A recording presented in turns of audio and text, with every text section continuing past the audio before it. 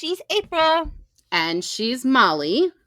And we are the Book Besties. These are some strong-ass bitches. Like, I can see where the sex games would come in. Like, I'm frustrated. You fuckers, we did it for you. Stinky too over there. Hey. Mm-hmm. Hi. Like, it's not too bad, is it? No, it's not. I mean, the picture you sent looks worse than what it looks like on camera right now. So, for those listening, I got punched in the eye by the puppy today. She put pressure on my eye socket. And then, I think you named Cloud wrong. She should be like Blizzard or something. Or like assault rifle. Disaster. I don't know. She's a fucking disaster. That dog is so the opposite. I got her a dog bed today. We're going to transition her off of our bed into the dog bed. That's where this. Yeah, guess what happened? I got punched in the eye. Punched you in the eye. Mm-hmm.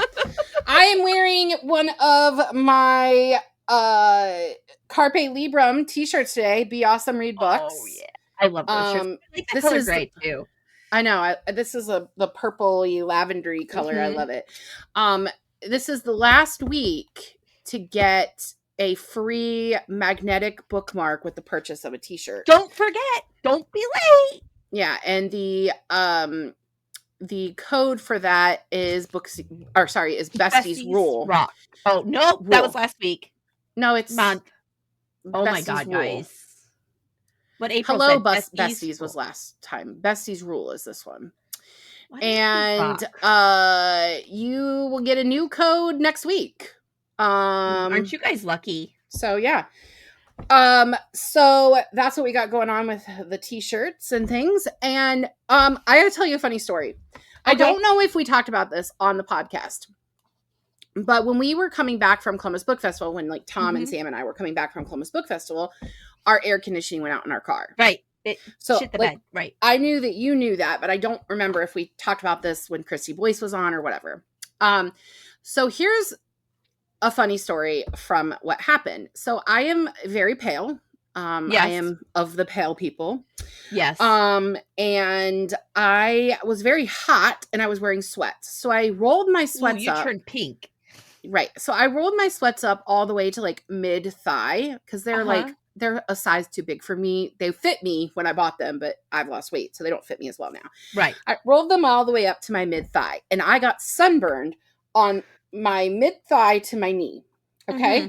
And it was a very bad sunburn. Like it healed. I was putting lotion on it. Because you're pasty white. I am very pasty. Molly, it is still discolored. It is fucking October. You're going to have a forever line there now because we're in our 40s. I have a forever line from a couple summers ago because I'm getting old and my skin doesn't regenerate anymore like it used to. It is so annoying. Every time I get in the shower and like wash my leg, I'm disgusted by it because that's the really only time I like see it because I don't really. Yeah, you're like what the fuck? Oh man, I don't wear shorts, and so I'm like, man, why? So so that's where I am with that, and that would be irritating. Speaking of Columbus Book Festival, I have been pulling a book from my TBR jar every month this year, and my November book is a book of an author we interviewed in Columbus. It's Denise Williams' Just Our Luck. Oh, that's supposed to be really good. I can't wait to read it. It's supposed to be really good. I want to read that so bad. I am currently working on prepping my journal for next year. This is my reading journal for next year. Are you going to keep up with your TBR list? Yeah, I plan to. This is from the booksisters.com and they're on TikTok Shop and all that stuff. I really like this planner. It's a thick daddy planner. It has a lot more stuff. It's a thick mamma jamma for sure. But I have got to read down my TBR because I currently have... I don't want to know because you're going to make me sad. 126 books on my physical TBR. You can't see my face, but it's disgusting. I'm disgusted with myself. I'm literally a librarian. I literally started this year talking about how I wasn't going to buy any books until I read down my physical TBR. But these are just like your pre-orders and shit you've had. This isn't like I've watched your not to be a creepy bitch or anything, but I've paid attention to your buying. You haven't bought that much.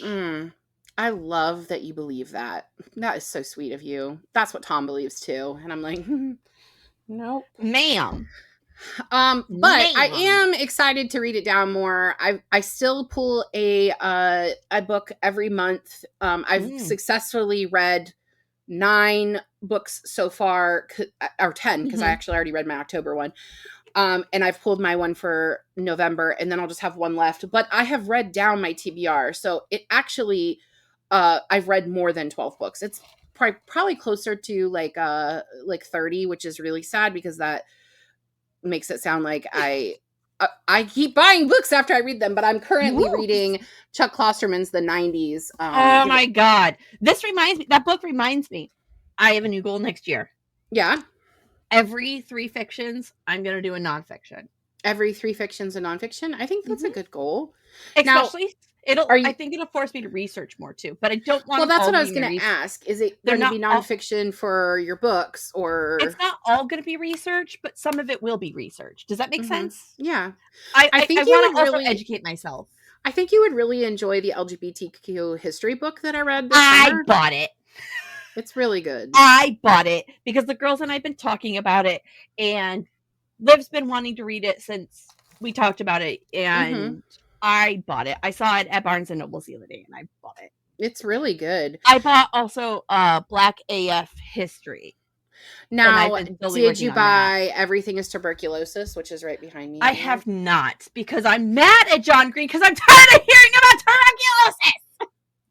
So there's a TikToker who was posting about how he was getting like DMs from like a spam bot that was called John Green. Yeah. And the reason he knew it wasn't John Green, because nowhere in the conversation did he mention tuberculosis.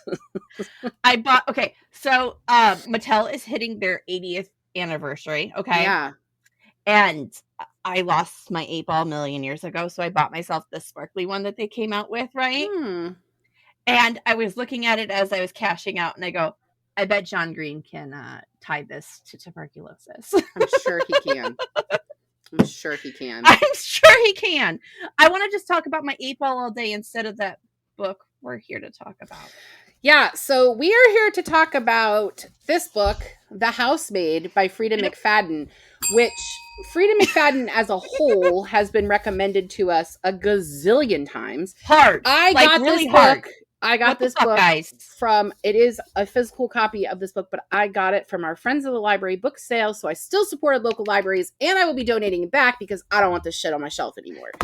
I will be bringing it back, fuckers. So, Freida McFadden, viral popularity. This book was the thing that launched her, so we have been asked to cover her repeatedly. Since the book got viral. I mean, it's been a while, and we just never put it on because, number one, we don't do a lot of scary books because I'm a wuss. It's not that you're a wuss. It's just you have other preferences. Yes, but as you said before, if it was just my preferences, we would be reading romance and romantasy all the time. That's also true. Although, to be fair, I really do like contemporary fiction and literary fiction. Yeah. And I know literary fiction isn't really like your thing. It's because I don't want to feel stupid. It makes me feel stupid. But Shark Heart is literary fiction, and you really liked that one. Because it was weird. I think I'm going to put Frederick Bachman on next season and just make you read a cry book. Fine. You like that answer? Fine. I mean, you know what, it's the same answer I'm giving you when you tell me I'm reading that whatever. Oh, yeah, we're reading Sleuthhood. I think season 10, there should be no vetoes. Okay. Oh my God! I'll agree to it. Let's have a wild free-for-all. Jesus Christ, that's gonna crazy. Okay, let's talk about this. So let's talk about The Housemaid. Because I have so much to bitch about. Yeah, I already have my bell ready because here we are. All right, so synopsis? Please. All right.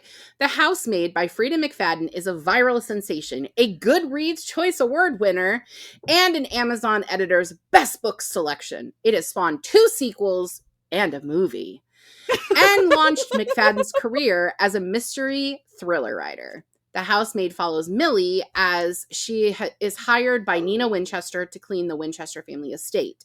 Millie is a semi-recently released ex-con who is convicted of murder and sent to prison in her teens. Given her record, Millie is surprised that Nina would take a chance on her for this live-in position.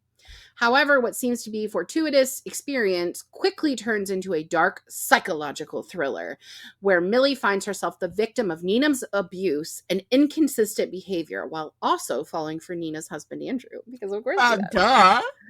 How will Millie survive Nina's volatile behavior? Will Andrew pull a totally cliche falling for the maid routine? Is their daughter Cecilia actually allergic to peanut butter? You'll find out here. So, she never told her she was allergic to peanut butter. Well, I mean, she didn't tell her a lot of shit. And then she did tell her a lot of shit. And then it was all fucking nonsense. It's all nonsense. I have a lot of feelings. So let's just start with the questions. We have been asked many times to cover Freida McFadden, you fuckers. We did it for you. I called our fans fuckers this time. The Housemaid seemed like an obvious start with a 4.28 rating on Goodreads and multiple reviews on social media. So let's get right to the point. Did this book live up to the hype? Are you guys shitting me? Are you guys shitting me? You redeemed yourself last season. What was it that we fell in love with last season? It doesn't even matter. You guys. Well, we liked Blood of Hercules, and that's viral. And we also like Dungeons and Drama with our friend Christy Boyce, and that was viral. And we love Dungeon Crawler Carl. We love Dungeon Crawler Carl, even though we technically haven't covered it for an episode. I know you people are smart. I know you people are smart because you guys like Shark Heart, and I know you can process Shark Heart. So what the fuck is this shit? What the fuck is this shit? I didn't. Okay. When people were claiming it was bad. Woman, when people were claiming this woman was writing, this was an AI series, and the books and all of this bullshit, I was like, no way. No way. Yeah. Then I was like, maybe, after reading it. Maybe.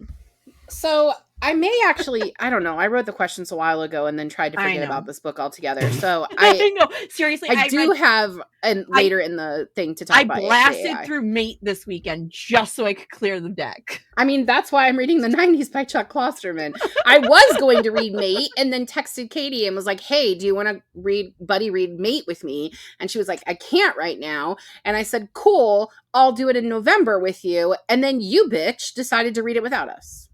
I didn't know you guys were buddy reading it. Well, because we don't always include you in the buddy reads because you have a brain of pudding. To read for no, because you have to read for pod and you have to do your research for writing. So yeah, Katie reads and it doesn't hurt astronomically faster than both of us put together. I'm not saying my feelings are hurt. You're just mad I read it before you did. I am mad you read it before me. I read it, read Bride earlier this year a second time because I had to cover it for my book club. So, no, I do not believe this book lived up to the hype. I did not like it. I thought it was full of cliches, and I don't understand why so many people like her. I don't get it. It's because it's simple. Well, okay, so we have read a few thrillers that have good twists for the pod. And one I can think of is The Senator's Wife. We read Liv Constantine's The Senator's Wife. That face, sorry. I really liked that. I thought it had a really good twist. It was also a psychological thriller. I that kind of thing I think is good. I mean, even when is it 13? It's the juror. Yes. I mean, that was a great twist. Yes. Mexican Gothic was a great twist. I mean, there are books we have read that have that psychological thriller element to them, and they are great twists. This was not it. This was very cliche. This was like copy and paste what everyone else was doing. It's kind of irritating. And while I didn't predict everything that happened in this book, it just felt like we were watching a Lifetime movie over and over again. It was just a Lifetime movie on a page. And I see. Next question, please, so I don't All right. go into my Millie tirade is down too on far. her luck. She has been fired from her post-prison job, evicted from her apartment, living in her car, and desperate for food that isn't a sandwich. The job with the Winchesters seems like the answer to her prayers, but Nina is very cruel, and the house is absolutely disgusting. What were your initial thoughts on the dynamic of these two main characters? I thought there were a lot of secrets and lies going on, Mm-hmm. right? Like that's what the setup is, right? Mm-hmm. That there is secrets and lies. Yeah. And for someone to take, I mean, we don't know why she was in jail, right? That's like the We big, find out, but we don't know for but most of like the book. we Yeah. find out way later why she's in jail. Yeah. Way later. Way later. And when she hires her, Mm-hmm. and we know she's been convicted, I'm like, okay, well, it can't be that bad if this lady hired her to live in the house, right? Mm-hmm. So I'm like, okay, grand theft. Maybe she got caught carrying weed. Who knows what this kid did? Sorry. But I was very certain Nina was using her. I was Nobody too. hires a criminal, right? But well, I mean, why? I mean, criminals do good jobs, but let me reverse that. That's not what I meant. What I mean is I would not hire someone with a mysterious criminal past to live in my home and take care of my child when I'm not around. Yeah, absolutely. Without doing proper research. Absolutely. I am not trying to talk badly against those who have been convicted, because there are several people that have been convicted that have federal offenses that have done nothing wrong, or it's just marijuana, or lots of things, right? But I mean, it was very obvious to me that Nina was using her too. But Nina was also batshit crazy.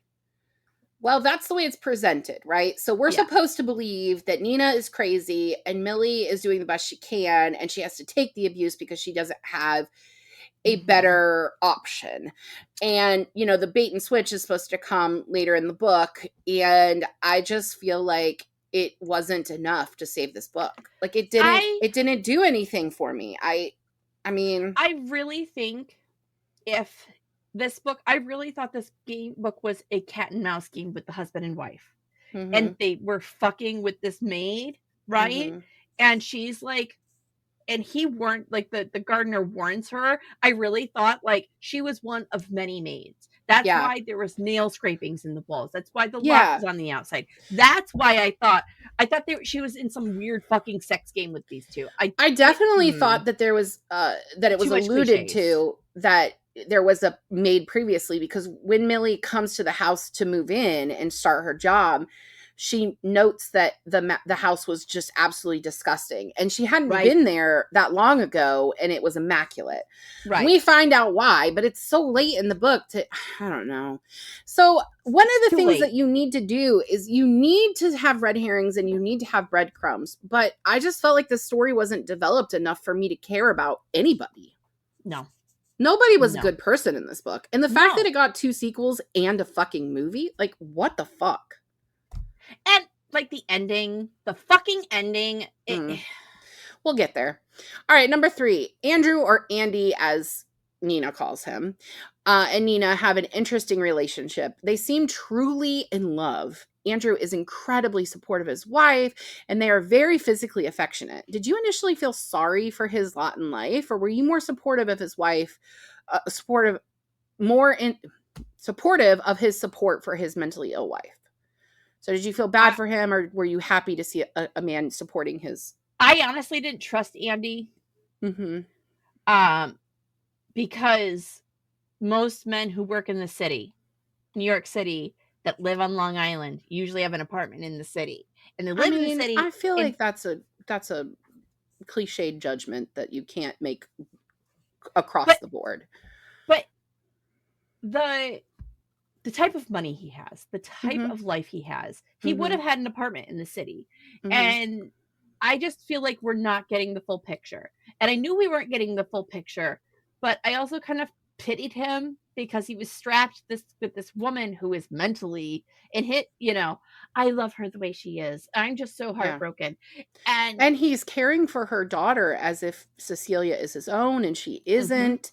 And he really seemed like a great guy. It sort of made me feel like, when some people, when they make the vows, that's it. In sickness and health, mental illness is a sickness. Yeah. So, I felt like he was being supportive of her. I thought it was really weird how physically affectionate they were being in front of Nina, or in front of Millie. It almost was like they wanted her to see that. And I can see where the sex games would come in. That's where I was getting this. This is a game to them. Yeah. This is a game to them. They're playing with this girl. Yeah. How extreme they were making her mental illness. Look, I know bipolar disorder is intense, and I know the mania is intense, and I know the highs and lows can be intense, but it felt cliche. It felt like they were... I don't think that Freida McFadden did any research on what it's like to be somebody that has these disorders. No, I don't really think she understands mental illness at all. It just didn't fit the whole. I know. I grew up with it. I know what bipolar disorder looks like. I loved dearly that had it. I know what it's like on the bad end of that mania. I know what it's like when they're on the highs. And this just wasn't right. And if she really was mentally ill, and she was having so many memory issues and episodes and manic behavior and that kind of stuff, if he really cared about her, he would have checked in, made sure her medicine was being taken. There would have been steps. A nanny, a nurse. You have more money than God. Why are you don't just need one live-in help? You could have more. Yeah. It just, math wasn't mathing. In their huge estate, they had one employee who was the gardener, and then Millie, who never left. Right. Never fucking left. And then Millie, who was the housekeeper and live-in housekeeper, and the first time they had live-in help. That just feels unlikely. It's weird. Yeah. Well, when the it made sense when we found out why, but it didn't make sense before that. All right. So speaking of mental illness, Millie learned through the PTA grapevine, because everybody learns through the PTA grapevine, that Nina was institutionalized for attempting to kill her daughter, Cecilia, and then herself. Millie immediately begins to develop feelings for Andrew and feel like he is too good for Nina. What were your thoughts on that plot point? It is so fucking cliche. Agree. The nanny and the husband is so overdone. The cheating husband, the young nanny, the way she talked about her boss too, and the body shaming, and it was just... That's my next question, so hold on. I'll shut up. Sorry.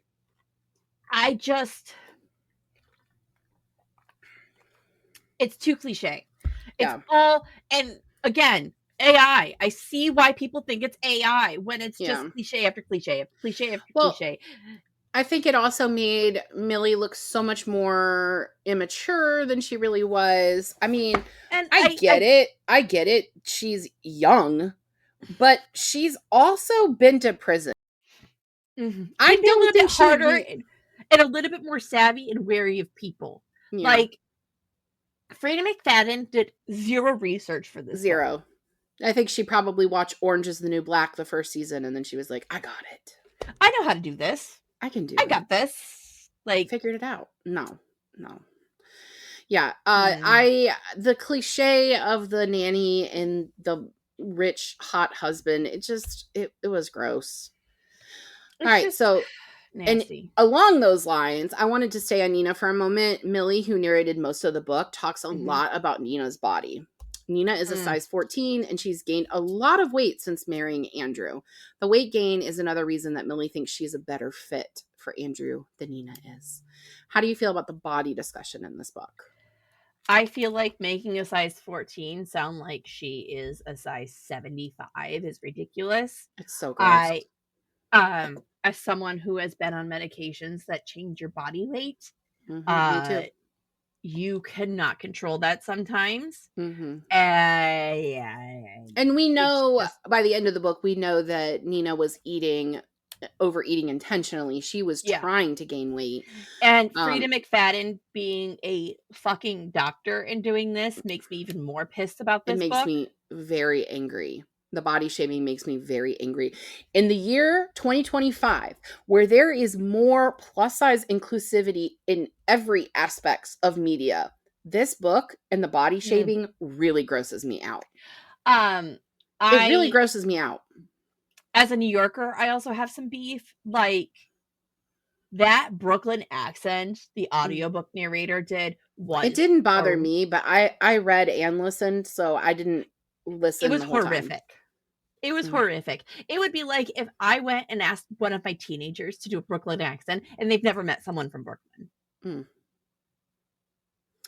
I just really felt like the discussion over Nina's body was so immature. It was so childish. It was like a high schooler, middle schooler even, who'd be like, well, I got a hotter body than she does. And it's like, you're a middle schooler. Like, you don't have a hot body at all. You're a child. Like, I felt like that was the discussion. Like that in jail, she would have gotten her ass beat. 100%. Regularly. Daily. Yes. So, this is not the mindset, in my opinion, of someone who is fresh out of jail. It just isn't. It just does not feel that way. I mean, you could lean to she was stunted from her teenage years when she went into prison.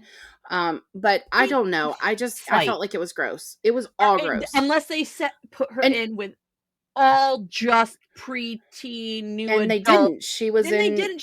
An adult prison. So I just... Yeah. It's not right. And I missed my point. What was I going to say? That's my line. It was very profound too. And now I can't fucking remember. So maybe it wasn't that profound. Yeah. I did not like the way that the body issues or the body was discussed. It was gross. It was very gross. Unnecessary and 100%. Disrespectful. And I get it. We're supposed to be assuming that this perfect Staten Island wife is not perfect like every other Staten Island wife. And I get your point. You did it the wrong way, Freida. It was gross. You did it the wrong way.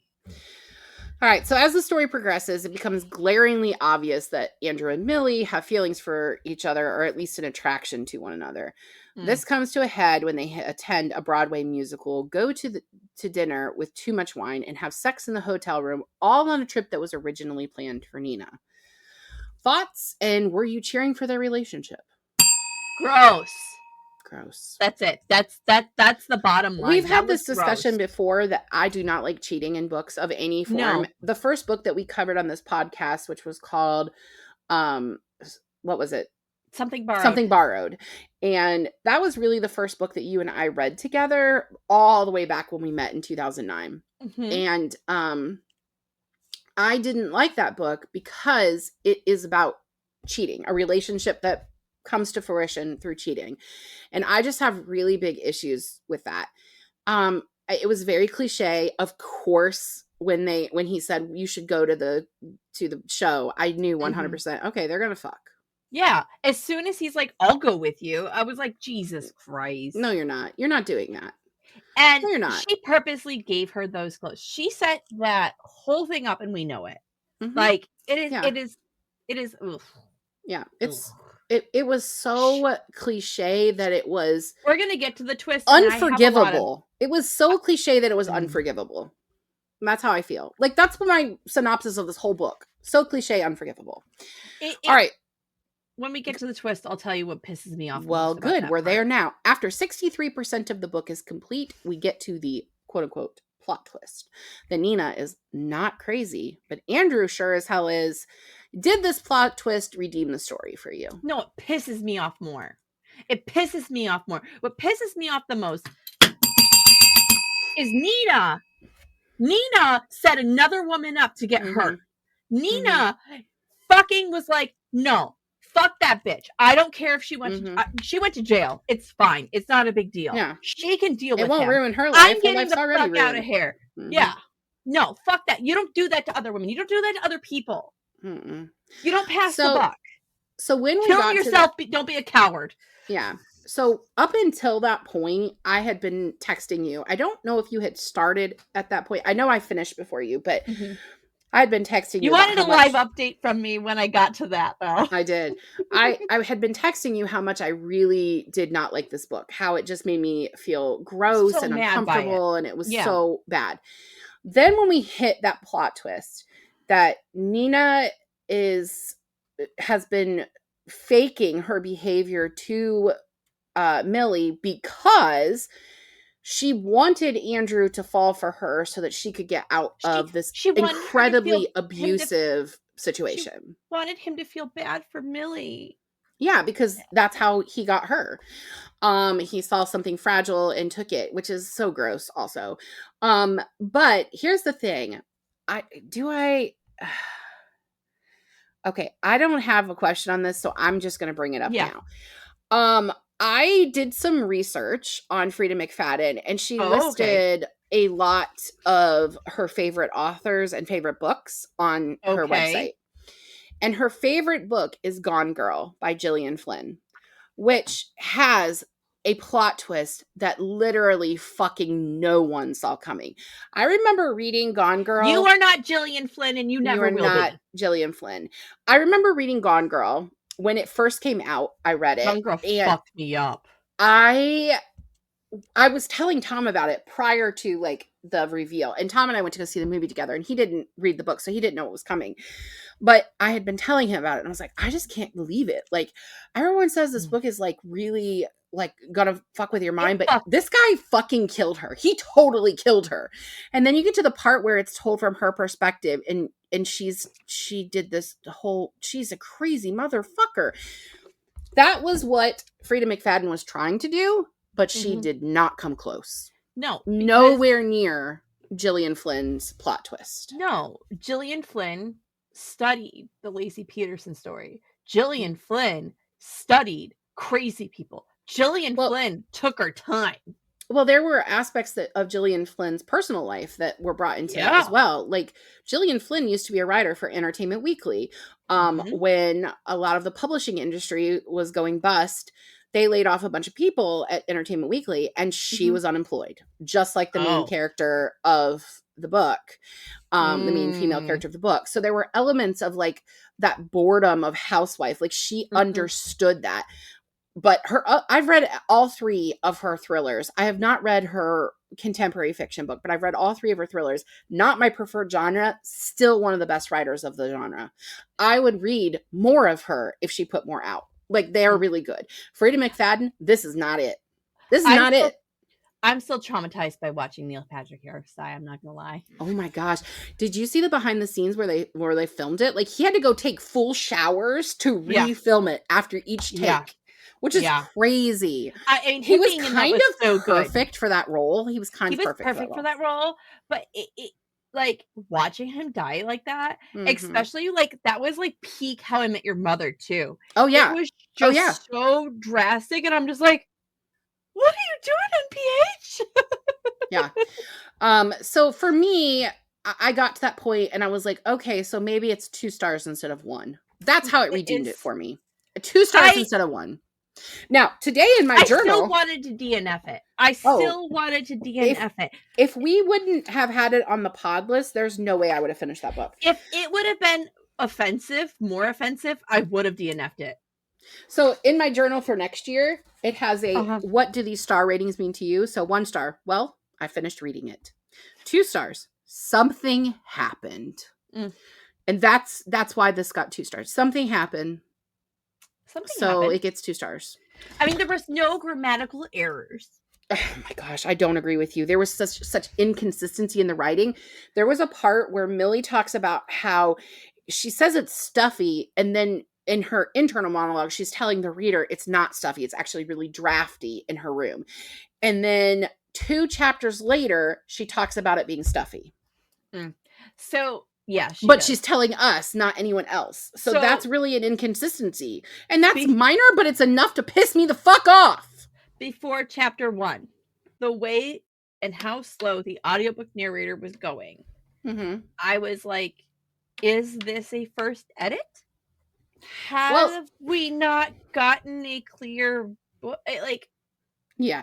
Hold that thought till a couple more questions from now. Hold that thought. All right. So when Andrew locks Millie in the attic, as he did to Nina for years. What did she do with her key? Like, but she had a key. Yes, but it locked from the outside. So even if she had a key, she couldn't unlock it from the inside. That's the whole point of the key. It doesn't.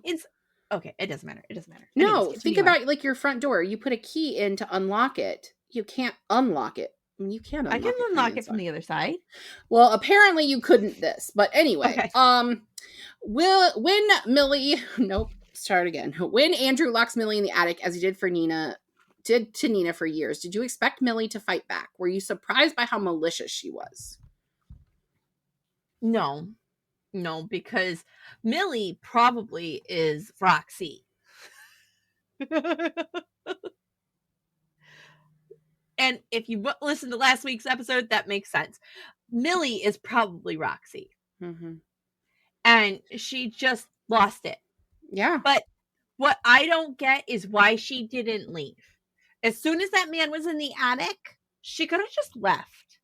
She could have called the cops. Left. There's literally... They never rectify... Freida McFadden never rectifies the fact that everything is being recorded on... live streamed on his phone. And at one point, Millie was able to rewind it and watch Andrew through the night. So there's still video evidence of how he died. Like, come on. And the cops was like, oh, accidental death. Oops, whatever. Well, no this guy and magically, he's the dad of the girl he first screwed over. Yeah, the one that was the ex-fiance that they never got married. Yeah. I wasn't really surprised at all because, of course, Millie was going to fight back. But I do agree with you. She could have just fucking left. She could have left him up there. Like, every time she kept going back to him, I was like, I literally screamed at the audiobook, why are you still in this house? No, she did not. Why are you still here? Should not need to be. Go! And it would have been the same conclusion, right? Which brings me to my next question. Died. Follow-up question. Millie basically murders Andrew, but we lose a whole 3 fucking days of the process. What did you think about the conclusion of Andrew's story? What about the fact that it alluded to his mother having done the same thing to him? His mother was batshit crazy. Oh, yeah. I'm assuming he has siblings that are dead also. Probably. And he's the only child that survived that house. I would not be surprised if we get a prequel book from her one day and it's all about Andy's childhood. I won't be reading that. It'll be called The Mother or something, right? But I won't be reading that. She absolutely was... No, I won't either. But she is absolutely batshit crazy, that woman. How does his dad not know? How does his dad not know? He works.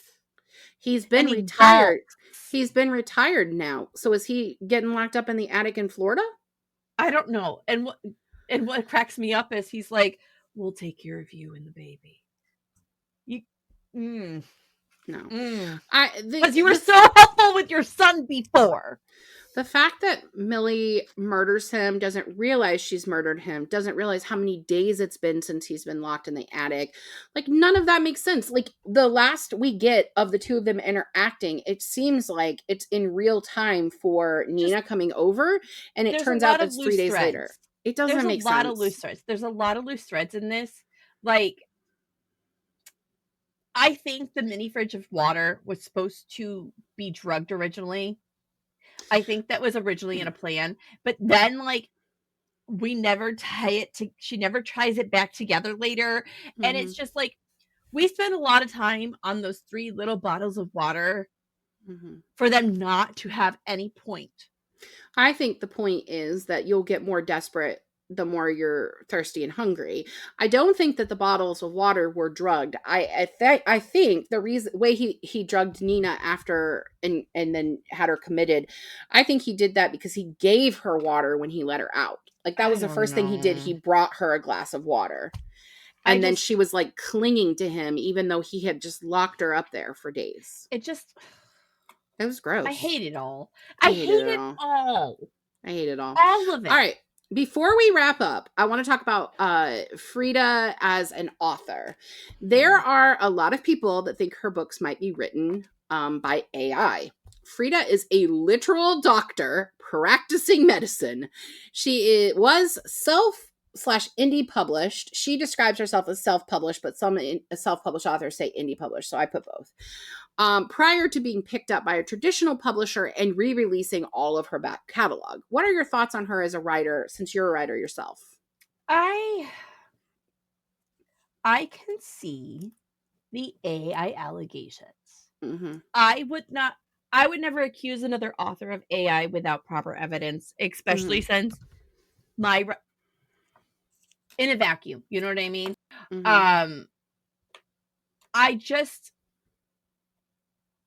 She's smarter than this.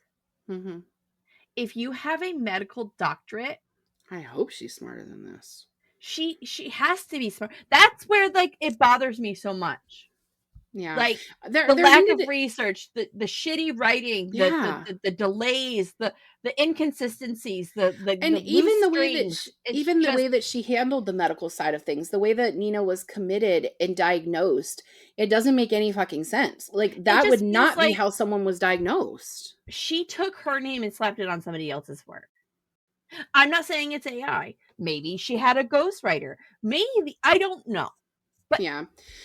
So I cannot believe, in my heart of hearts, someone that is smart enough to make it all the way through high school, associates, bachelors, med school, residencies, boards, getting to your profession, making it through all those years, finally becoming a practicing practitioner, and you write this bullshit. I mean, I am very smart, and I can also be very dumb. So, I mean, that can happen. But I feel like this was... Charlene, an actual fucking cardiologist. Charlene. Right. I know. Right. I feel like...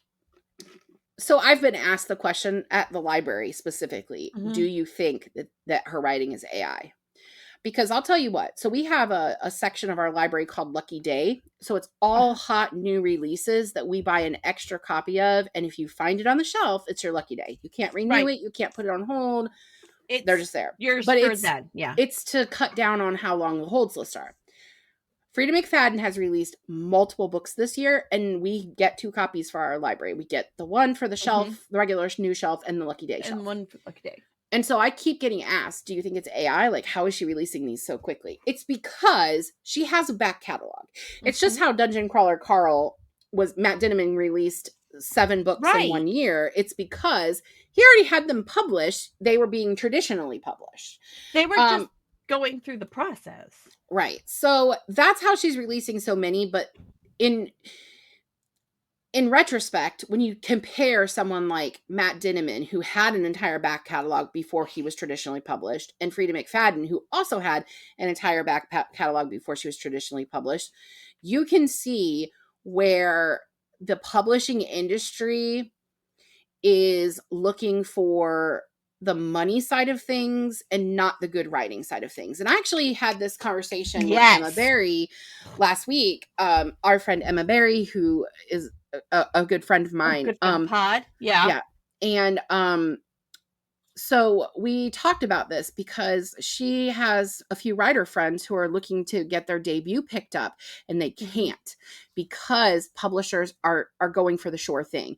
They're re-releasing Amy Dawes and Freida McFadden and all these books that have already gone viral, so they know they can sell them.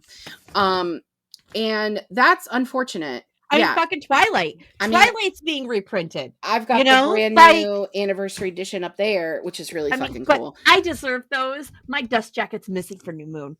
No, sorry, my bad. Eclipse. You definitely deserve them then. For sure. I completely agree. She's beaten up.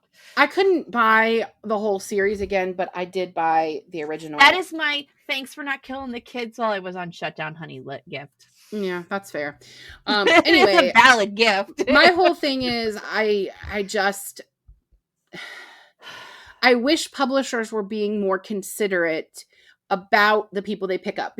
So let's talk about our friend Amy Award. She's an indie published author who's been doing this for 20 years, I think she said. Yeah. And it's her livelihood. It is. She has been killing it with her most recent series, which is the series we covered, which is the Kingman series. Yeah, the Cocky Kingmans. Yes. Yeah. So we did The Cock Down the Block, and I've read multiple books from that series, and I really like her. And if she got picked up by a trad publisher, 100% I would buy buy copies of all of her books. But I don't think she will. But she deserves it. But I don't think she will. I don't think she would take the offer because she's making good money publishing herself. Because she has her Patreon, she has her Facebook group, she has loyal readers, and she writes under multiple names. She does supernatural romance. She does she has a whole wolf series, right? And she's her own publisher, so all the money is hers. The only money that she puts out is to produce the items, which she gets back by selling them. She's amazing. She has an assistant. In the diddly-do. Oh yeah, if you haven't read Amy Award or haven't listened to that episode, she was a great guest. So good. Her content on TikTok's really great, and she's a good writer. Like I really like that series. It's enjoyable. So, yeah. All right, so I'm frustrated. Period. Okay. Period. Yeah. So final thoughts, Goodreads rating, will you read her again? Absolutely not. Absolutely not. I won't read her again either. I get frustrated when people that are terrible writers go viral. I get frustrated when you see everybody and their mother is out there hustling their books right now. Like everybody wants to be viral and everybody wants I lost my point. Fuck me.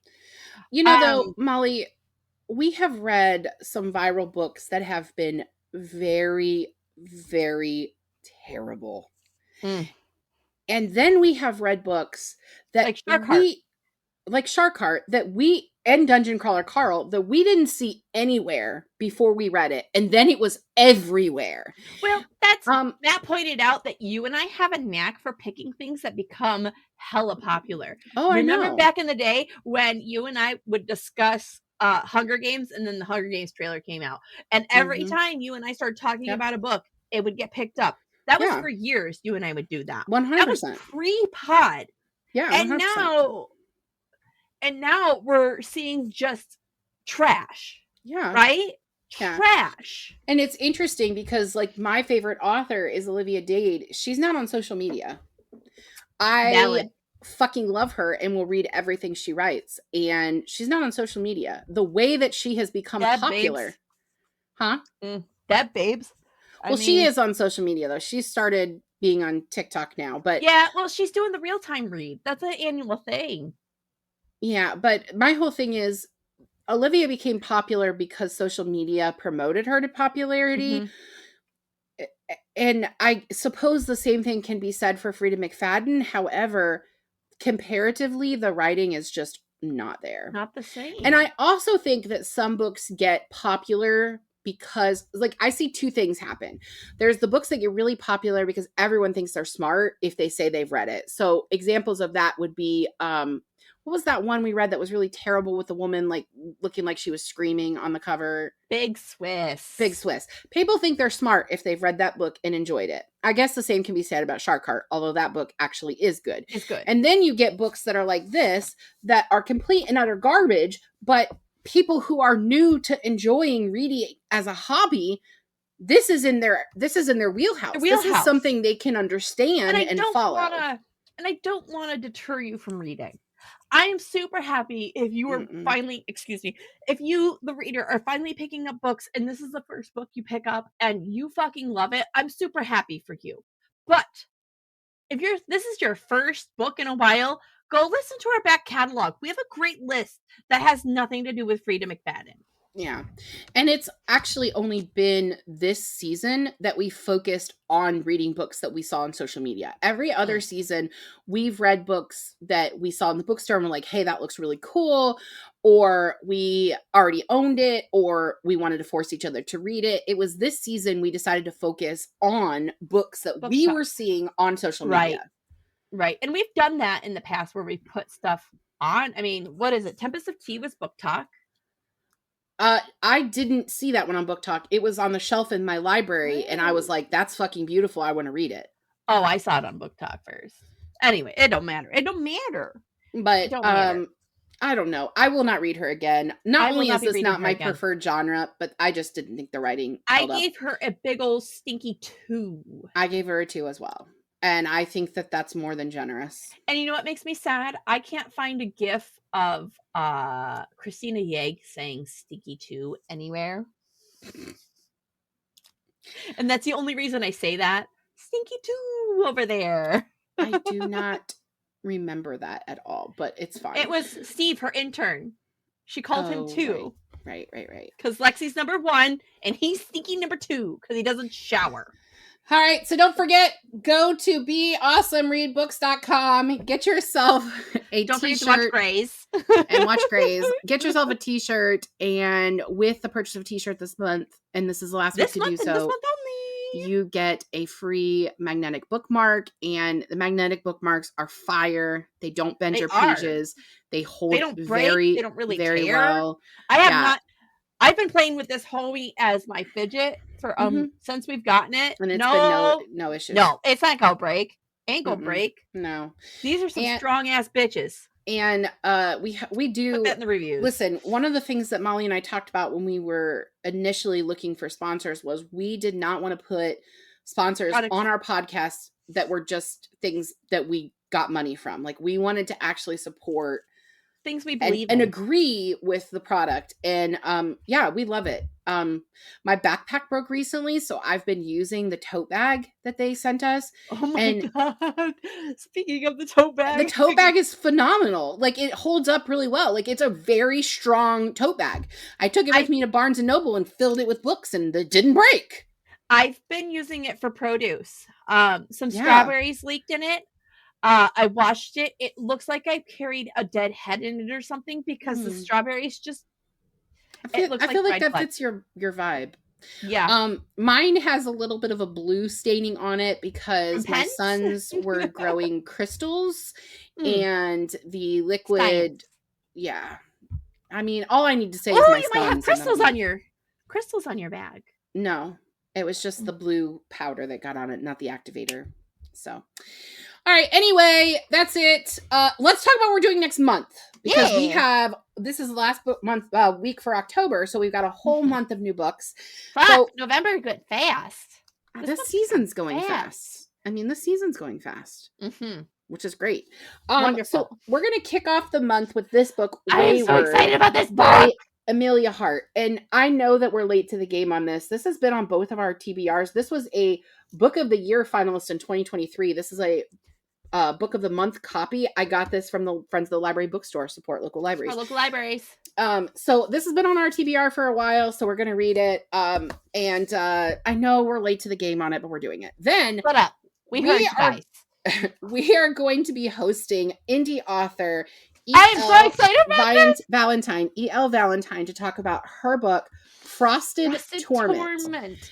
And this is the first book in the Marked Mortals saga. And I could be wrong about this, but I think the second book either is coming out around the time that we host her, I think so. Something like that. Yeah. So she reached out to us, and if you're an author, fill out our form on our website. That's how you get to us, or have your publisher email us. We've covered both. And her book sounds amazing. So we were like 100%, we want to read this. Yeah. So I'm very excited for it.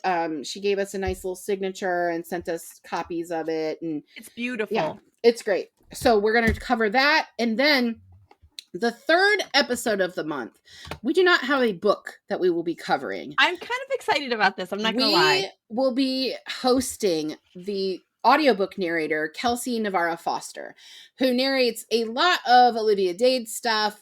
A lot of people. Yeah, she narrated one of Chessie's we got to tell her hi for Chessie. Yeah, we do. I love her voice. And there was a point in time where several months, like, she was narrating all my thoughts because, like, I had just listened to so many audiobooks that she narrated. I feel that, yeah. She narrated Two Can Play by Ellie Hazelwood, which was only released as an audiobook, not as a physical book. Yeah. It was also really good. So I'm really excited. We're not going to focus on a certain book. We're going to talk to her about her career and how she got into narrating and what that process has been like. So it's going to be a little different episode, but I think it'll be really awesome. I think we're going to have fun.